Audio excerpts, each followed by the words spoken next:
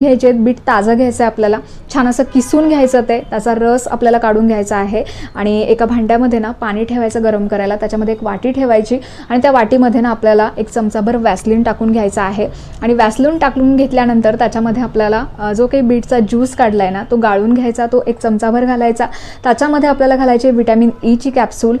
आणि हे छान मिक्स करून घ्यायचं। तर बीटचा इथे ज्यूस घातलेला आहे ना, तर ज्यूस घट्ट व्हायला ना थोडा वेळ लागतो, छान उकळून घ्यायचं ते आणि नंतर मग थंड करायला ठेवायचं। तर हे ना याच्यापासून ना अतिशय उपयुक्त असा लिप बाम तयार होतो, जे की